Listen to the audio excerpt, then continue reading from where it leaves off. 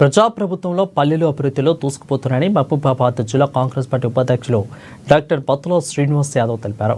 డోనుకల మండలం సంకీస గ్రామం అంబేద్కర్ కాలనీలో 20 లక్షల రూపాయల నిధులతో మంజూరైన సీసీ రోడ్ల పనులను గ్రామ పార్టీ అధ్యక్షులు బాబు ఆధ్వర్యంలో ప్రారంభించారు. ప్రజాప్రభుత్వ అధికారంలోకి వచ్చిన సంవత్సర నగర కాలంలోనే ఇక గ్రామాలు అభివృద్ధి చెందుతున్నాయని తెలిపారు.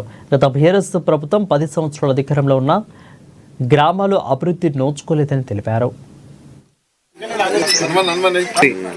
గత ప్రభుత్వాలు చేయలేనివి ఈ తక్కువ వ్యవధిలోనే మన ఎమ్మెల్యే ప్రభుత్వం డాక్టర్ జాటత్ రామచంద్ర గారి ఆధ్వర్యంలో ఒక్క పెరుమల సంకీస గ్రామానికే ఒక సీసీ రోడ్లకే 55 లక్షలు మంజూరు చేయడం జరిగింది.